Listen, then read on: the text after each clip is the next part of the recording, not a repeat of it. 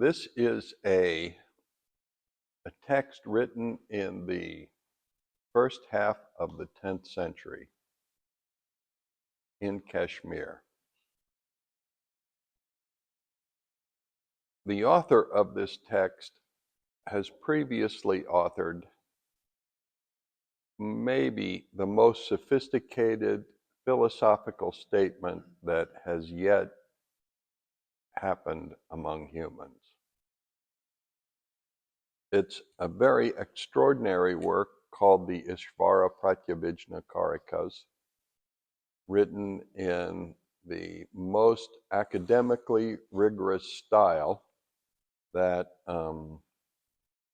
India produced, which is, as rigorous as any still in existence. And so the remarkable thing about this text, one of the remarkable things, is that this man who is an extremely learned person in a highly academic style, done with the support of the royal court, turns around after he's finished with that and writes this series of purely devotional poems, which became equally famous in a way in India in the 10th century because of the quality of their devotion. And they used to be chanted, especially in Kashmir. They were songs. So we've been talking about them. I mean, basically, I've been reading and commenting just to hang out together with the opportunity to share all your company. And so today I thought to read the fifth song and talk about that because it takes us into a little bit of new territory. Carry me into your abode, O Lord, I who, through the touch of the Guru, have become attached to the pleasure of the touch of your feet.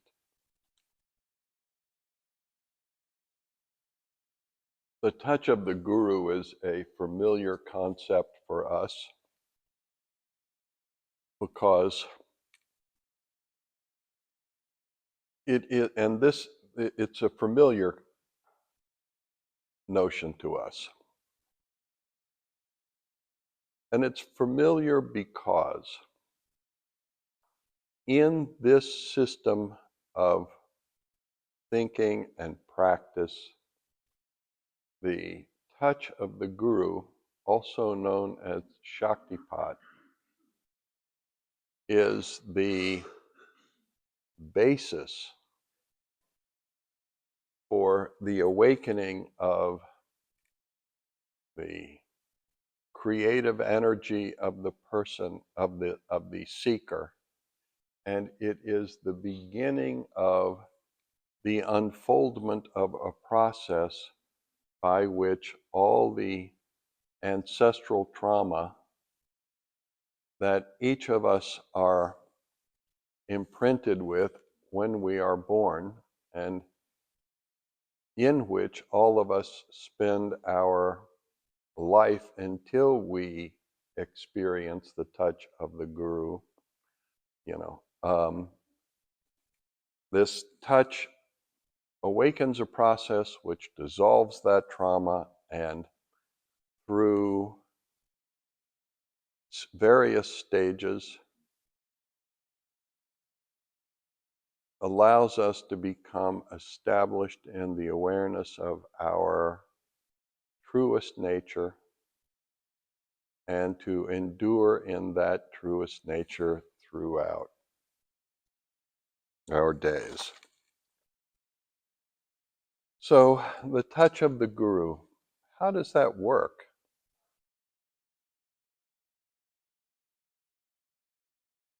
There are a couple of things about the touch of the Guru. One is that I want to say. One is this contact awakens our creative energy in the three dimensions in which it exists. It awakens, and those three dimensions we call, I mean, there are various terms, but we call them prana kundalini, chitta kundalini, and para kundalini.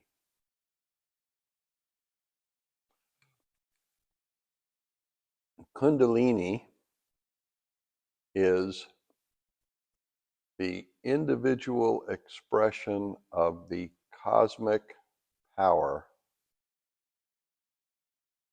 of Shiva, which is also called Shakti, Kundalini Shakti. And this individual expression is the basis for our personal lives.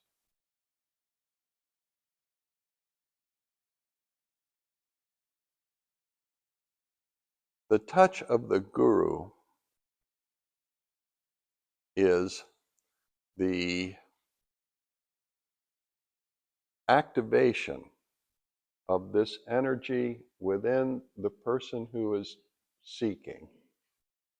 And as that energy is activated and it starts to expand, it dissolves tension, it dissolves trauma, it purifies the system and expands the range of the cognitive, intellectual, and emotional range of motion of the person to the degree that we are able to understand that we are nothing but energy, to hold the state in which we are aware of ourselves as nothing but energy, and to flow in that state as an expression of our highest creative capacity.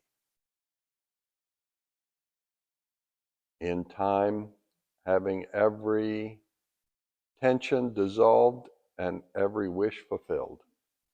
The touch of the Guru is really a profound moment in our lives, and that touch is something that is, you know, in any of these South Asian practice traditions, the touch of the Guru is only talked about in this tradition, in the tradition of Shakti Shaivism.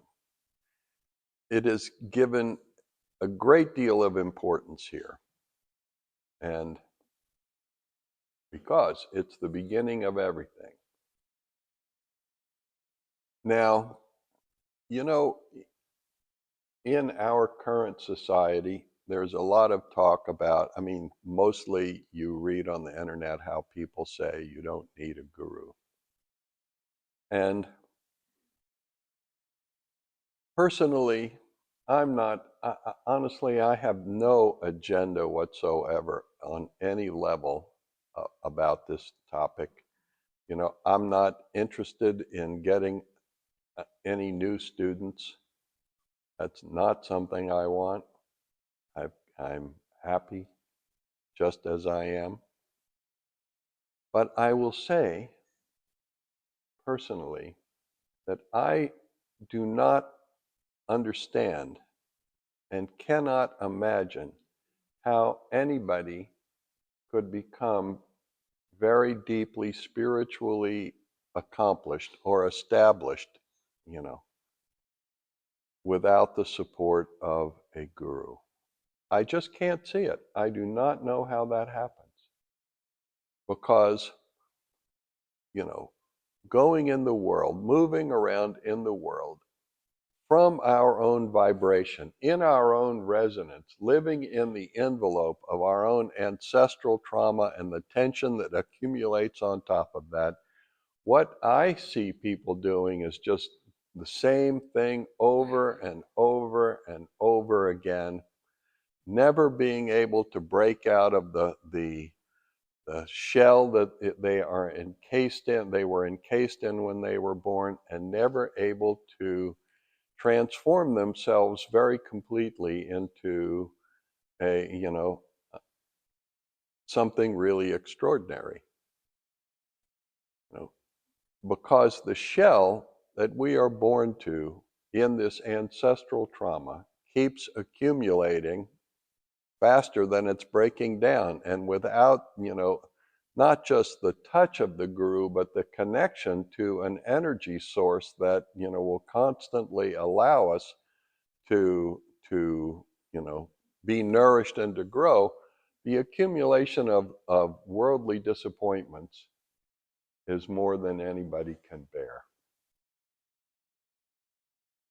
I just don't see it. I have never seen it happen.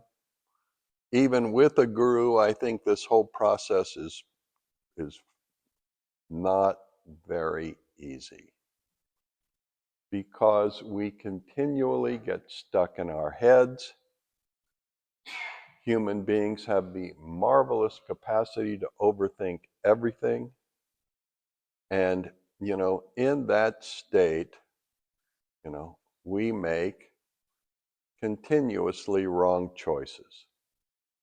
Or I shouldn't say wrong choices, because in a way there's no wrong choice, but choices that are inappropriate to the fulfillment of their heart's desires.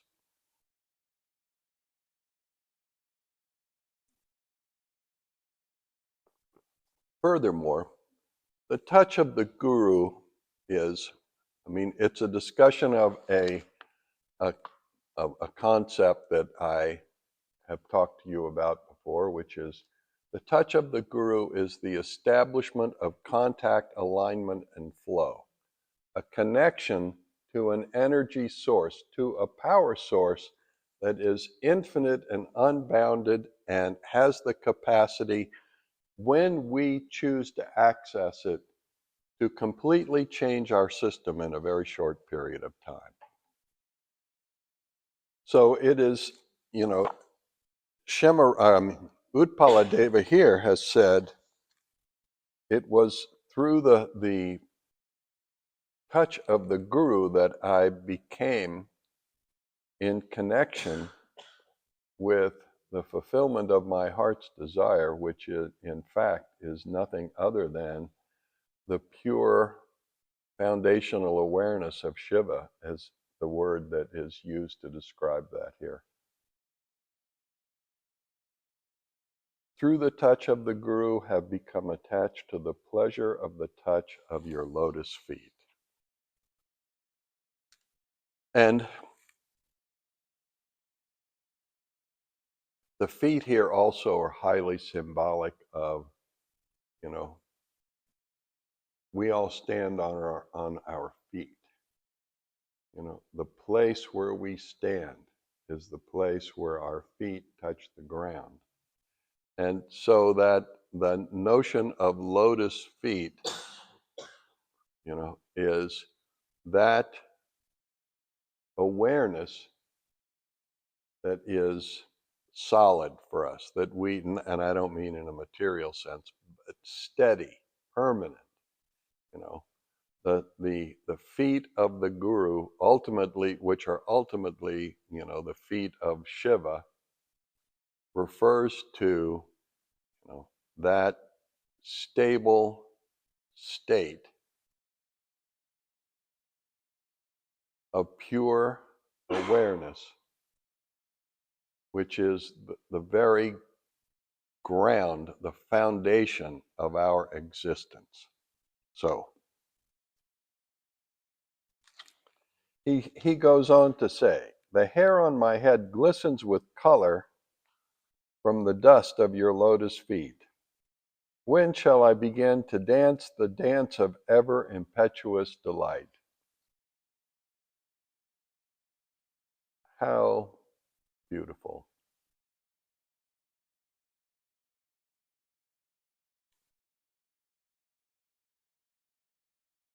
We've worked in our lives really hard. We do continue to work really hard in our lives.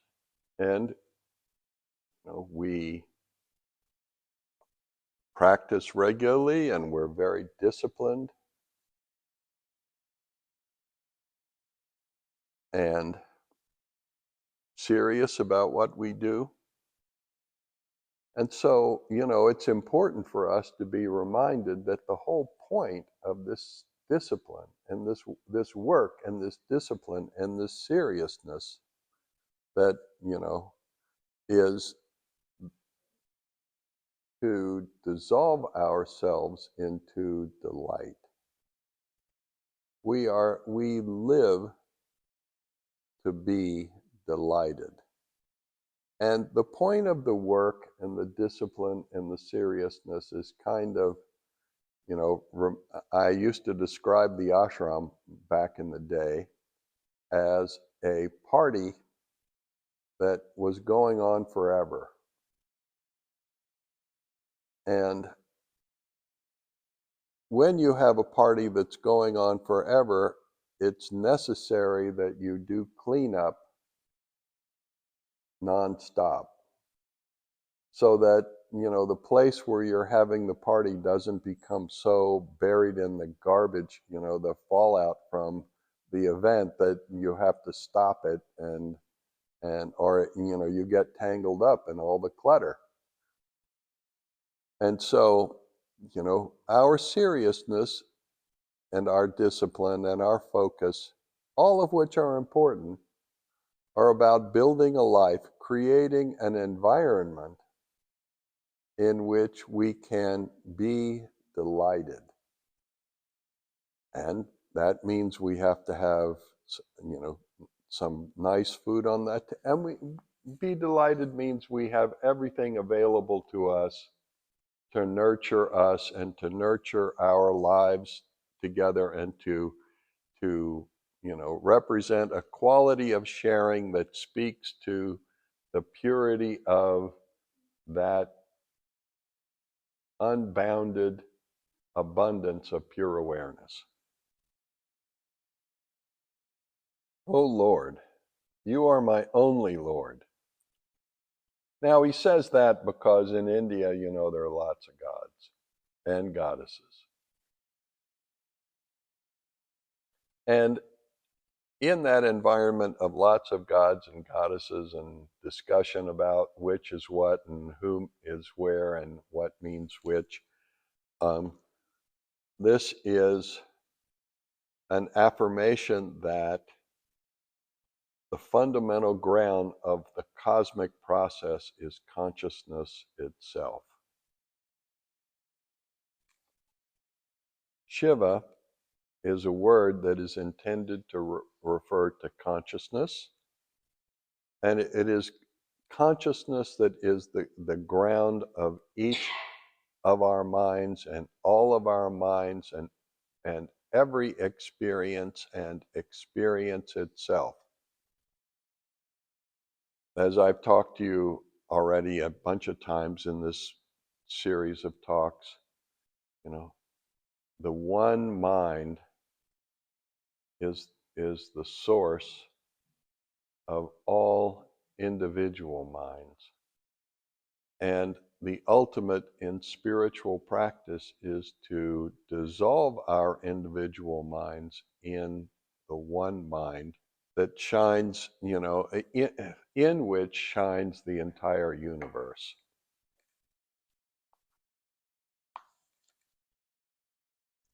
There's only one, transcending all gods and goddesses, there is one, pure awareness.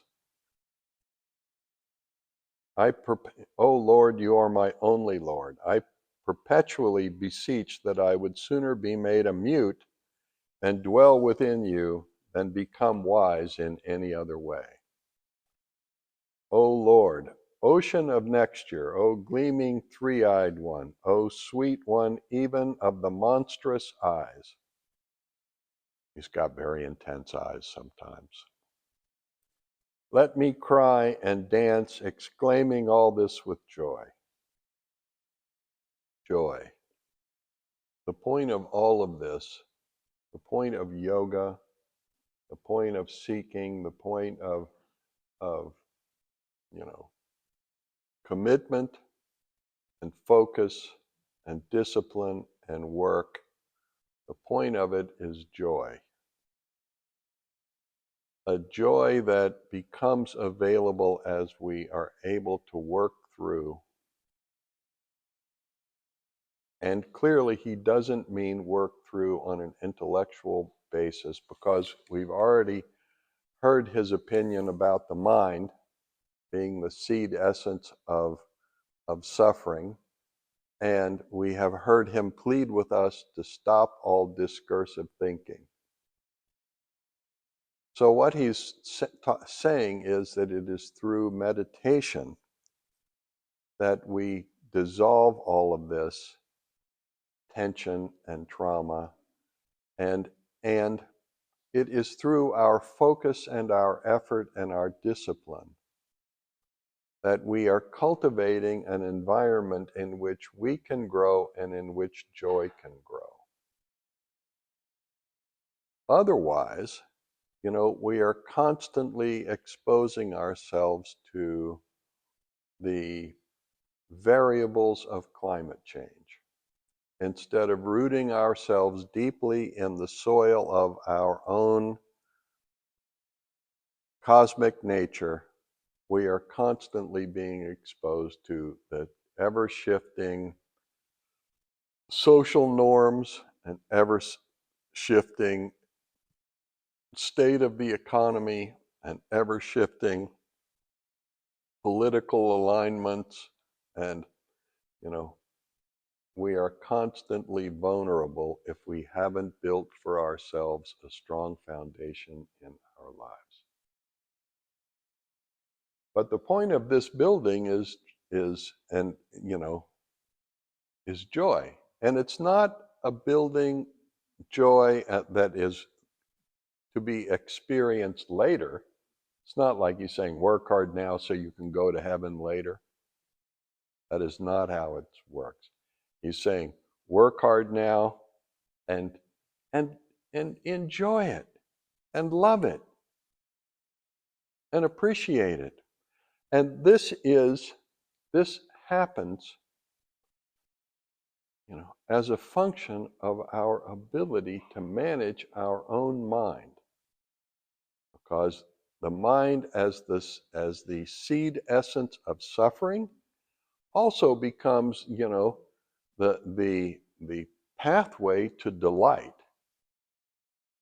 And cultivating positive thinking and cultivating love and not tolerating within ourselves all of the doubt and the tension and the fear.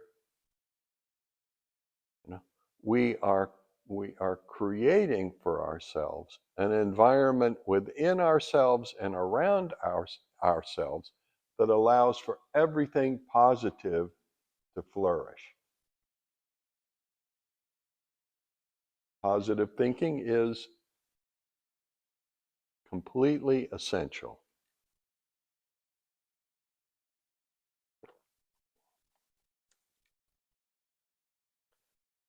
Let me cry and dance, exclaiming all with joy, hallelujah, hallelujah.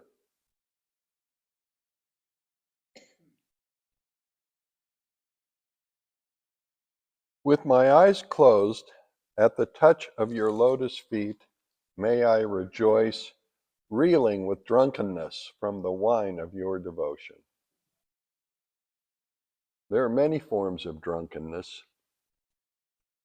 In all the forms of drunkenness, the delusion reigns supreme.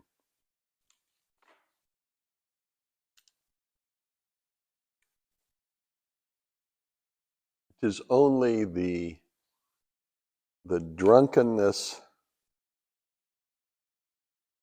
of devotion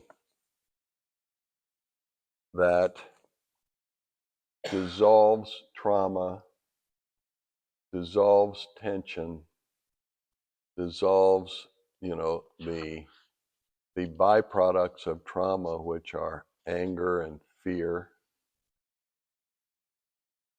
and establishes us in that transcendent state in which we can perceive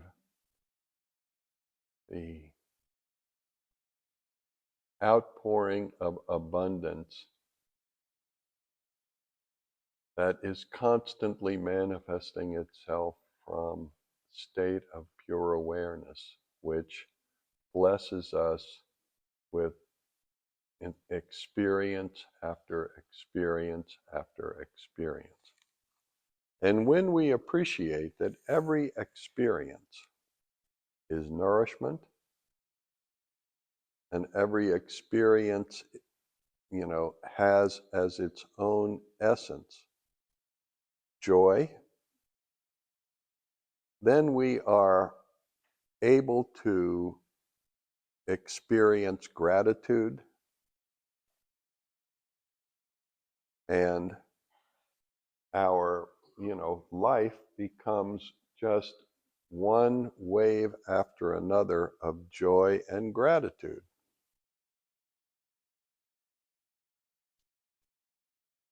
How beautiful. And this is the point of all the yogic practice. And this is the essence of the search for God. It's not a search that is intended somehow to make us live within a set of rules. It's not about later suffering now and gaining access into heaven later, after you die. This is about finding yourself in yourself and dissolving the layers of tension that keep you from experiencing experience itself as pure bliss, as the creative energy, which is the goddess whose form is the joyful essence of experience. He goes on to say, "May I dwell somewhere in a glen of a mountain of your consciousness where lies the uninterrupted state of your sublime bliss. May I live in that sanctuary, O Lord, where, taking many forms, you reside with Devi from the palace to the city gates. O Lord, may the rays of your brilliance beam steadily upon the lotus of my heart, until the lotus of my heart opens to worship you."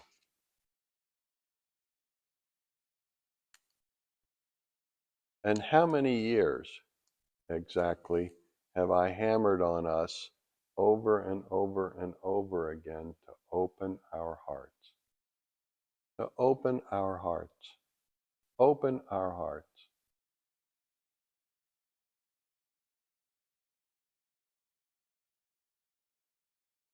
Open our hearts. How many times have I said to you, don't get stuck in your head, open your heart? And all of us, of course, go, yes, but what about this, and what about that, and what about, so and so, and what are they getting that I'm not getting, and yada yada yada, and and especially as we age, and I'll share this with those of you who aren't aging, there is nothing more important than opening our hearts. And this opening of our hearts can be accomplished in any setting. And in fact, our style of practice has been to work hard and understand that we should open our hearts and be able to open our hearts, to be able to access and hold that space of opening our hearts in any circumstance, no matter what. Because we never know where we're going to end up and what's going to be, and we don't know what our journey is going to be like. We don't know when it's going to be easy. We don't know when it's going to be hard. Well, we can kind of know if we know a little something about astrology. But, uh, life is never steady, but what brings steadiness to our lives is our commitment to stay in contact with our hearts and to dissolve all of our tensions continuously, and from the state of uninterrupted openness and bliss, allow our own creative energy to shine out from inside us and slowly inform our minds of the pathway that that will bring us sort of reveal a pathway for each of us that will bring us into alignment with our highest potential, and manifest that highest potential as an extraordinary, unimaginable possibility, a life full of abundance in every single form. Not necessarily wealth, and who cares, but abundance. May I live in that sanctuary, because, in Buddhism there is the notion that we go for refuge. And, that's when we become a Buddhist and we live in a monastery or in a vihar or some religious setting, and we devote ourselves to practice. Well, basically, when he's saying, may I live in a sanctuary, he's saying, I'm taking refuge. May I take refuge in you, where you live with, the goddess, the breath of life. May your rays beam steadily upon me until my heart opens and my mind dissolves in the unbroken experience of intoxication with your devotion. Grant, O Lord, that I fall at your feet and find such delight there, that even my mind becomes intoxicated and dissolves in bliss. How beautiful. This is the point of all spiritual practice. And we can talk about, asanas, and, we can do headstands and shoulder stands and bastrika and pranayama. We can do all the practices. We can do qigong. We can do whatever, for our bodies to stimulate our, the creative energy of the body. And we can study and we can debate and we can, to stimulate our minds, and etc. and so forth and so on. All the things we do. Ultimately, the point of everything that we do is to open our hearts and dissolve our minds into the unbroken experience of beauty, which is, our own essence.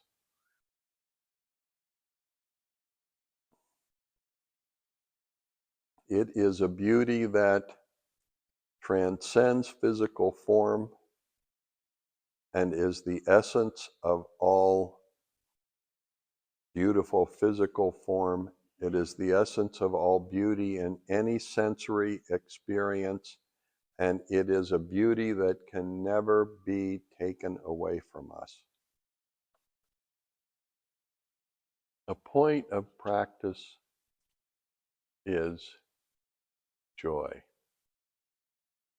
And it is very, very simple to open our hearts and find our breath and feel and feel and feel the creative flow within ourselves that dissolves the boundary of our heart and allows for such an outpouring of joy.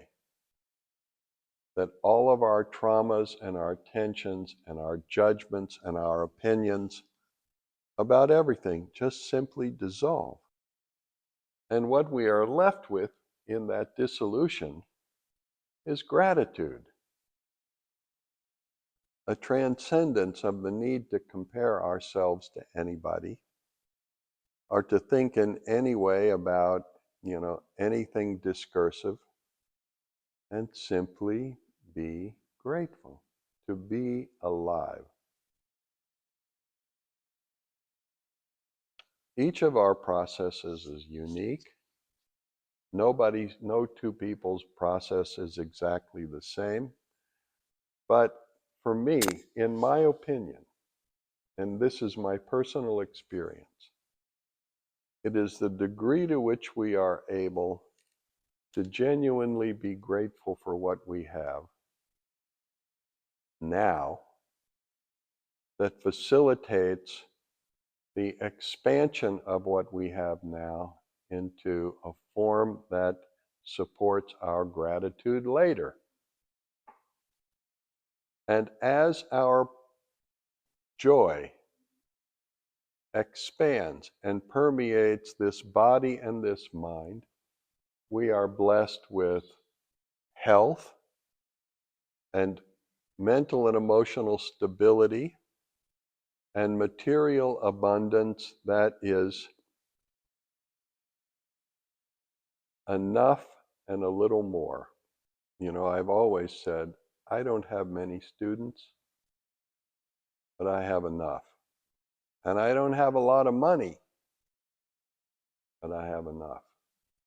And I'm grateful for that. I am grateful to have enough. And as I have appreciated that and appreciated our circumstance, choosing gratitude and living in delight is what has allowed us to continue to unfold all of our creative resources and, establish ourselves in a space which has been ever continuously beautiful. Whether through immense joy or through anguish, whether from on a wall or in an earthen jug, whether from external objects or from within, reveal yourself to me, O Lord. So cool is the nectar from the touch of your lotus feet, may that always stream through me within and without. Plunging into the ambrosia lake of touching your feet is ever for me a pleasure beyond all pleasures. Accept false enjoyment and other limitations that I offer unto you, O Lord, having transformed them into immortal nectar, enjoy them together with the devotees. This is a very pithy statement this statement is the basis of a discussion about the Kulayaga and all of the Kaula practices. Kulayaga means intimate contact in tantric ritual, intimate physical contact in tantric ritual, which is called the Kulayaga. And the Kaula tradition are the community, the circle of people who practice those things. And what I really want to say here is the basis of these practices, which Utpaladeva is acknowledging is a false enjoyment, is still, something that we offer, accept false enjoyments and the other limitations that I offer unto you, O Lord, having transformed them into immortal nectar, enjoy them together with the devotees.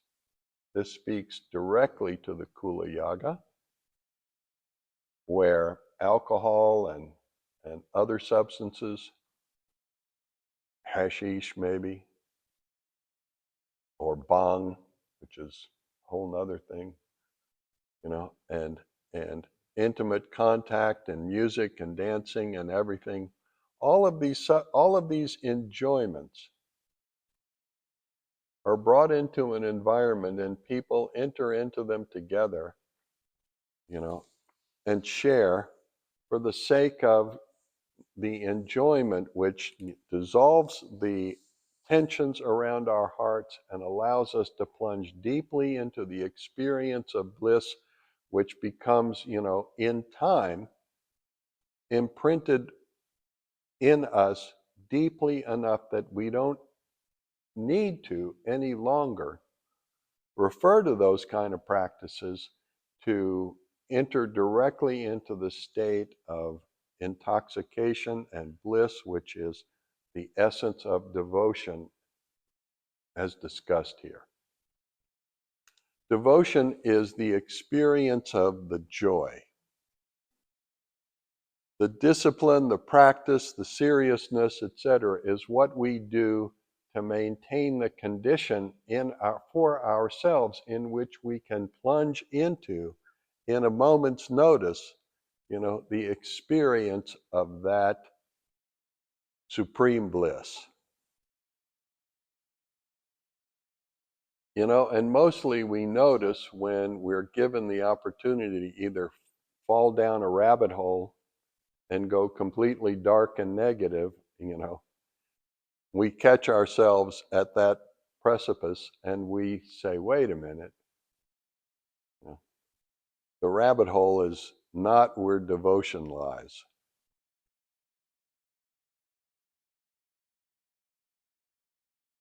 The rabbit hole of devotion is the vast expanse of the sky of the heart.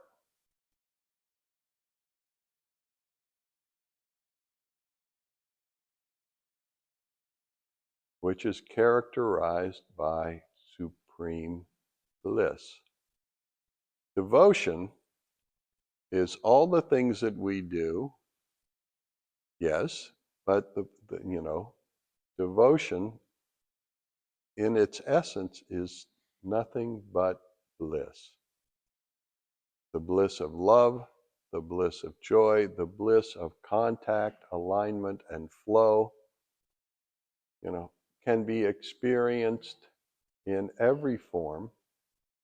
But because human beings are human beings, the pleasures, those things which give us pleasure, are brought into our practice of devotion for the sake of the pleasure itself, which is a stepping stone to the experience of the ultimate reality. The whole point of the Kulayaga and of Kaula Tantrism is,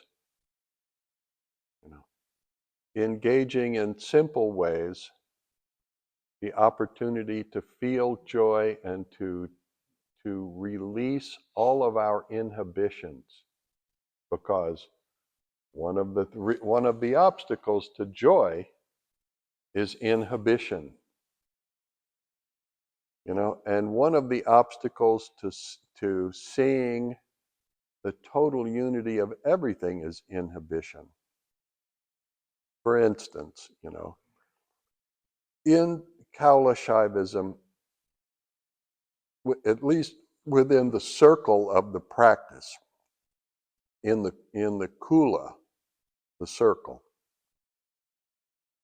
there is no such thing as gender or caste distinction. So in the circle, an untouchable and a Brahmin can sit next to each other, without any sense of distinction whatsoever. Whereas on the street, among some Brahmin communities, even if they look at an untouchable, if their eyes fall upon an untouchable, they might be compelled by their own vrata, their caste practice, to do some penance for like 12 hours or 3 days or something like that. They may have to go into a closet and do mantras for 3 days. And of course, women would never be allowed to sit next to men in a Brahmanical circle. And yet, in Kaula Shaivism, women and men are considered to be equal. And so all of this intellectual and social distinction is intended to be dissolved, as part of the dissolution of any inhibition, on our part, in which we basically shed all of our pretension and our inhibition.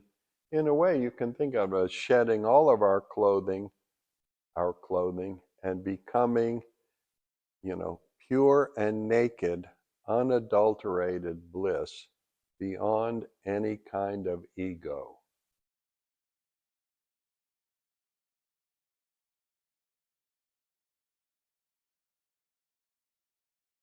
Hallelujah. It is this bliss which heals our hearts and activates all of the intellectual and emotional resources that a human being is blessed with. In other words, it is this experience of bliss that transforms our hearts and minds from minefields of, suffering and more suffering, into resources which become the basis by which we transform our lives into an artistic expression. An expression of beauty.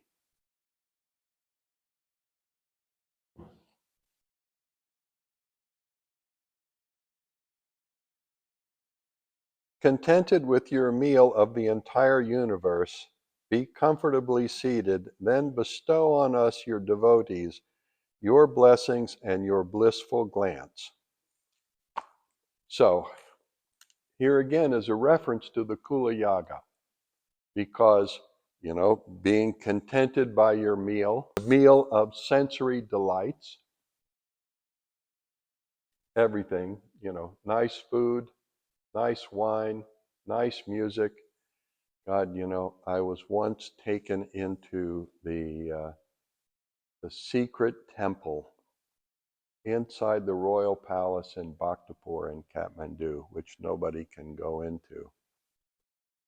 And this is an amazing place. It really sparked my imagination, because it's like a plaza. There are small rooms on the edges where there are magnificent sculptures of goddesses. And then there's this amphitheater-like place, although it's square, not circular or semicircular. And it's terraced so that there are platforms that go down to the center.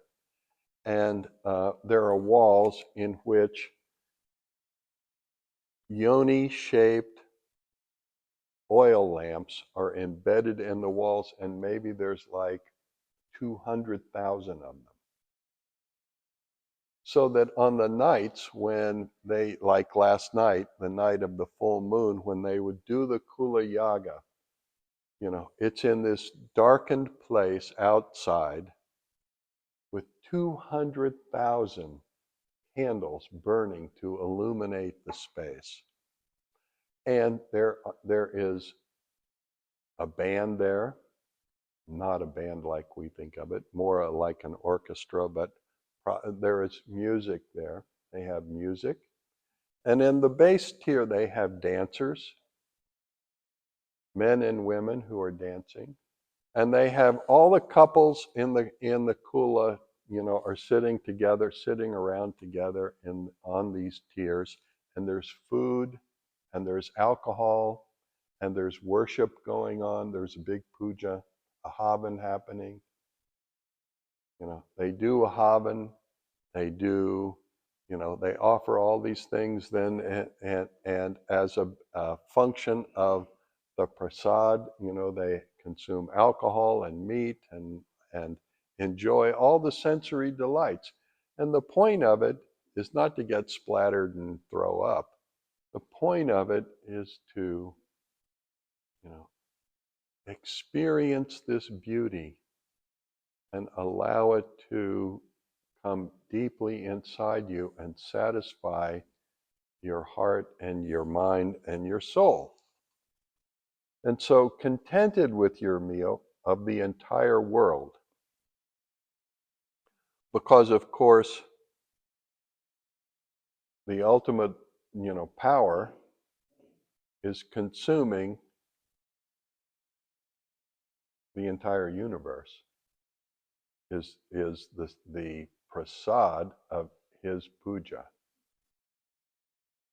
And this is also how we think of, what's happening in the puja. You have your meal, you are contented, you are comfortably seated, and, you are full of joy. And this sutra is saying, in that state, bestow on us, your devotees, your blessing and your blissful glance. This glance term is another important term in the text, in the tradition, which also, suggests to us the experience of our open-eyed meditation practice. Bestow on us the glance. In fact, this is saying that the guru, or in this case Shiva, need do nothing else but be present and available for us to become aligned with. There is nothing else to be done. Only to be present, to be available, to be connected with, to experience a flow with, to hold that space, is the supreme blessing. And nothing else need be done in that context. We are satisfied, we are, joyful, we have this experience which reinforces, all of the positive energies that are present in us, and they go stronger as our doubts and our fears and our anxieties, that are associated with ancestral trauma and ultimately dualistic thinking dissolve.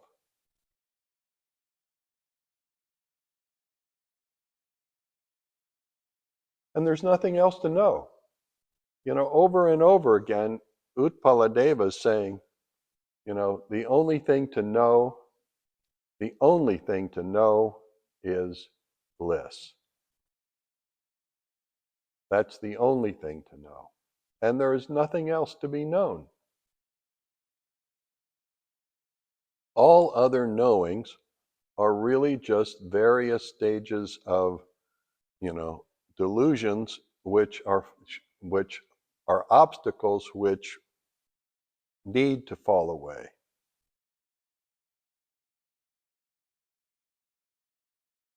With my eyes closed, relishing the wonder of inner devotion, may I worship even the blades of grass thus.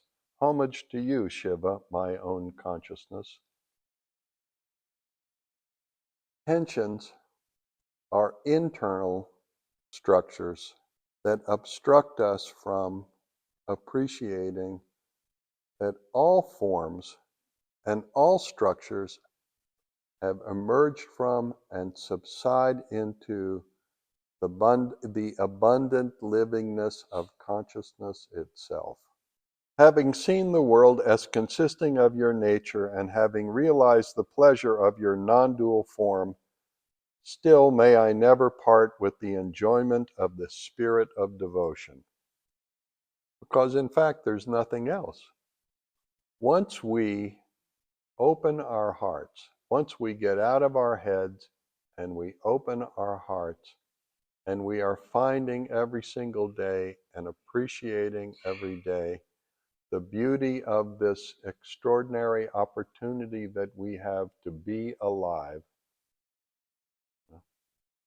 we come to realize our persistent unity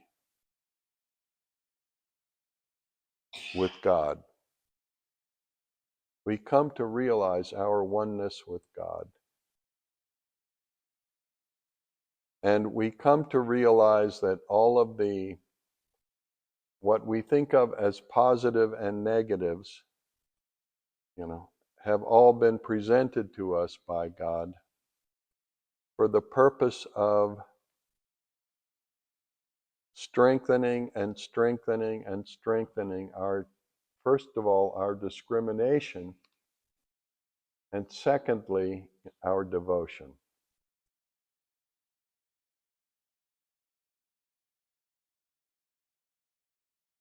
And having seen everything and understood everything and existed, in unity with everything, may we still be possessed by the spirit of devotion, which is the stepping stone to gratitude.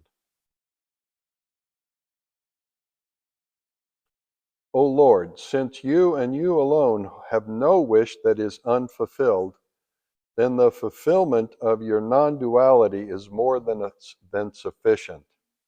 The fulfillment of your that's kind of a funny sloka to me, because, since you are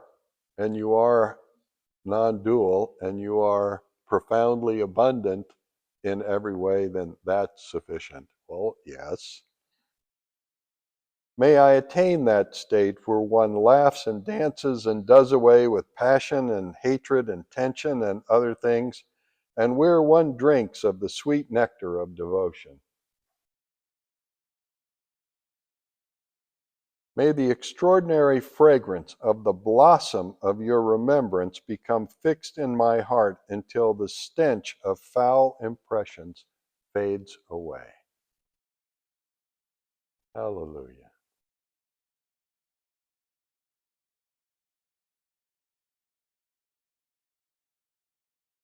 May we remember the fragrance of the beauty of pure awareness. O Lord, enlighten my heart. Help me to discriminate between the base delights of false enjoyments and the superior delight of your lotus feet. Now, this is beautiful, because he's saying, in entering into the offerings of the Kulayaga and having all of these,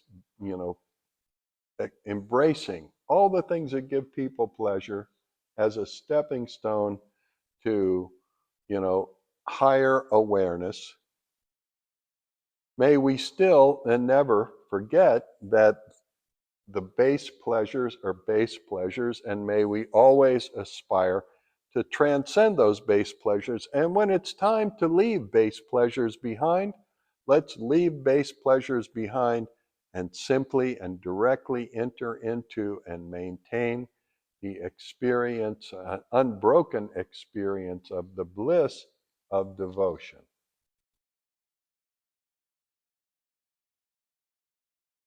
Even Nityananda was an extreme ascetic. My teacher's teacher was an extreme ascetic. He mostly went totally naked. He never stayed in the same place twice, or very rarely stayed in the same place twice. He wandered about naked in the jungle. There was a whole period of time in which he didn't even put any food in his own mouth. If somebody else didn't put it in his mouth, he didn't eat it. And yet, Nityananda was always saying to people, when they would try to criticize others, he would say, let that person have their simple pleasures. Once an official came to him and started complaining about, the locals drinking coconut whiskey called coconut finny. And Nityananda said, let them have their simple pleasures. at the end of the day, the work people that created his ashram, would sit together after they hammered on the rocks all day and have a drink. And he was totally okay with that. I don't know how he felt about it for his disciples, and maybe not, but, generally for people, he was always, in favor of people having the simple pleasures that ease their weariness because, life is hard for everyone. And Nityananda was an ocean of compassion. And in this system, we are oceans of compassion which have no use for stupid judgments about other people and their behaviors.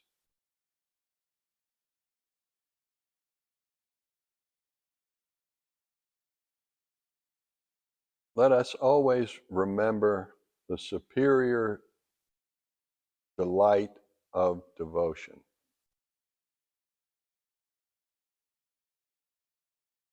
Now he says, although I roam about in states of yoga and am not caught up in worldly affairs, I would rather that my heart tremble, intoxicated with the wine of your remembrance.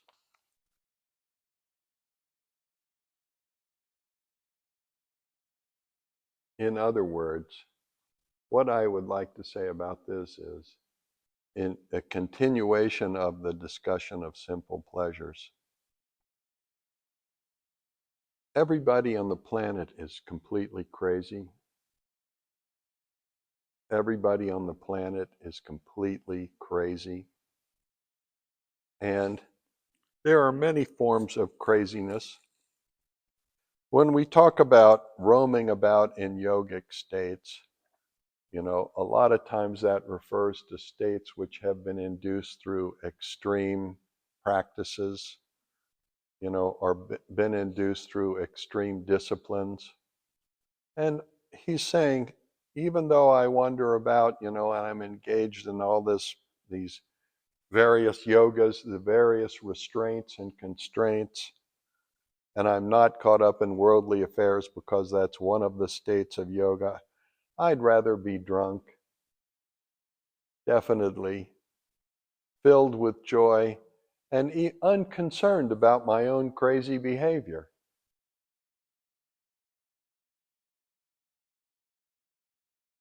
We were having a moment of conversation this morning in which I was discussing the thing about judging ourselves. And especially if we have some insecurity in ourselves based on some ancestral trauma, a lot of times people try to hide what they really are. And in trying to hide what we really are, we get tangled up in this whole struggle in ourselves where we're trying to hide something, but we're trying to do something at the same time. And in trying to do something that we're not revealing our insanity in, we end up,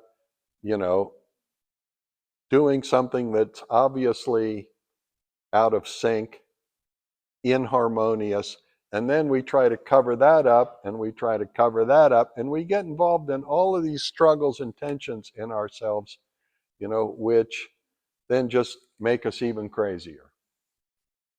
And what he's really talking about here is being completely naked and completely open and completely unconcerned and simply and deeply and purely immersed in our own natural state of supreme bliss and beauty, and not trying to prove ourselves to be a good yogi or a good anything, just being one with God. In speech, in thought, in the perceptions of the mind, in the gestures of the body. May the sentiment of devotion be my companion at all times, in all places. Bravo. Shiva, Shiva, Shiva. Thus is performed the worship of constantly repeating your name, O Lord. May I continue to taste the sweetest nectar which is never repetitious. Even though I am engaged in repetition, repeating the name of Shiva constantly, or the name of the goddess, or the name of something.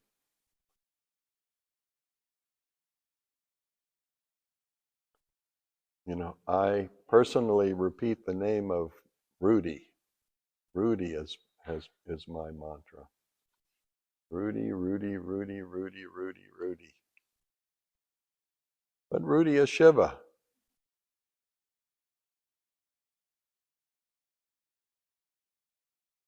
May I continue to taste the sweetest nectar which is never repetitious, because that joy, that pure joy that we experience within ourselves is infinite and eternal and ever new.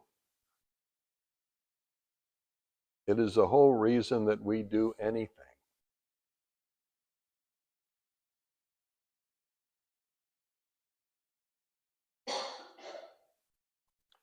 May I live worshiping you in the world made of pulsating, endless consciousness along the path where all unconsciousness has been dispelled.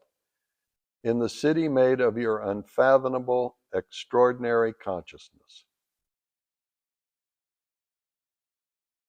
May I live worshiping you in the world made of pulsating, endless consciousness. That's the world in any case, isn't it? But may I live understanding that where I live is pulsating, endless consciousness where there is no such thing as unconsciousness. In the city, in the structure, in my individual life, which is your unfathomable, extraordinary consciousness.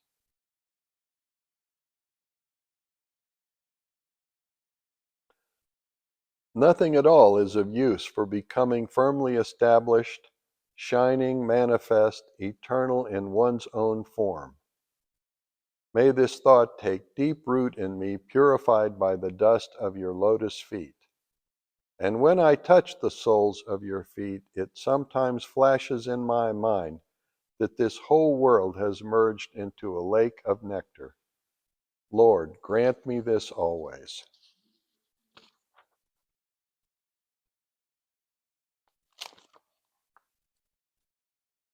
This last sutra reminds me of, it brings to my mind the notion that when I talk about what is a fish without the ocean, what is a fish without the ocean? Well, there is no fish without an ocean. The fish, in fact, is the ocean, and the ocean is the fish. If you get rid of the ocean, there's no fish. The fish is the life of the manifest life of the ocean. Within the ocean, all of these forms have come together, these living forms, they are the living expressions of the living ocean, which is an expression of the living planet, which is, and we could go on a long way out with that, the living universe, permeated by pure awareness. And so, when we are deeply immersed in the object of all of our yogic practice, the bliss that we experience is, gives us the understanding that we are living in an ocean of nectar. Our whole life, the field of our experience is an ocean of nectar, an ocean of bliss, which has no deficiency in it whatsoever. There's nothing that we need to bring in. In fact, there's nothing that we can bring in. There's nothing that we need to get in order to make it something. There's nothing that we need at all, except to bring our mind to quiet and open our hearts and simply drink in the endless nourishment that is, the life of our life.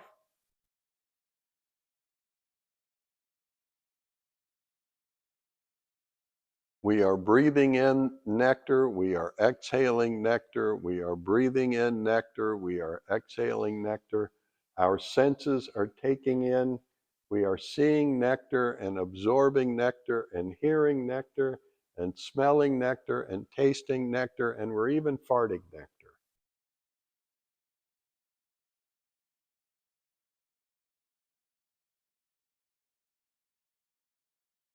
Everything is beauty, everything is bliss.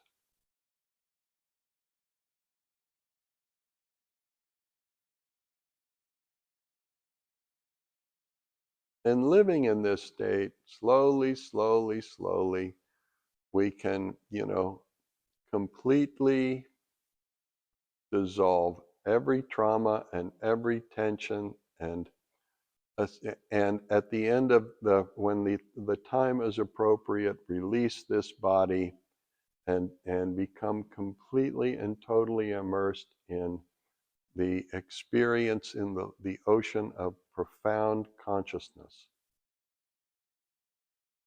of the absolute unity of all things. And he's saying this in direct contrast to the whole notion of yoga, which is even in his own system of yoga. Restraint is, in some sense, essential to yoga.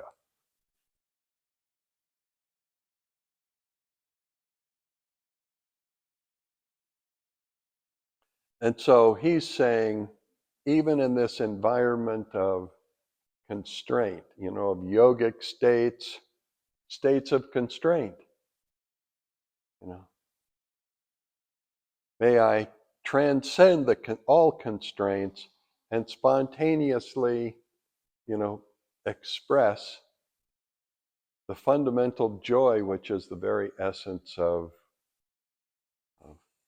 Shiva's awareness, Shiva's being. Constraint is necessary, but, as we become refined and further focused on the bliss that is inherent in the flow, because Shiva's being is constantly flowing.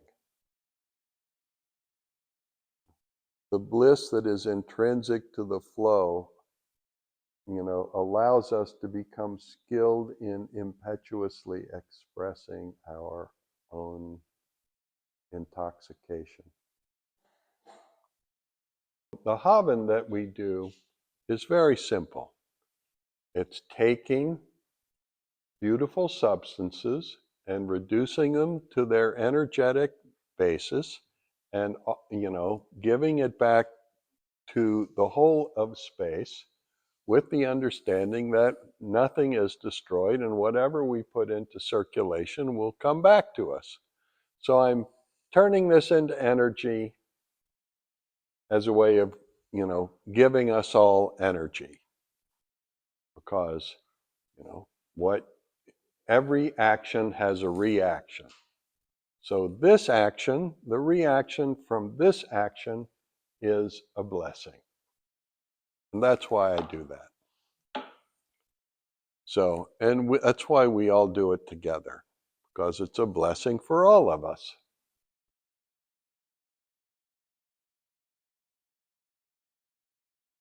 And it's nice to do it together.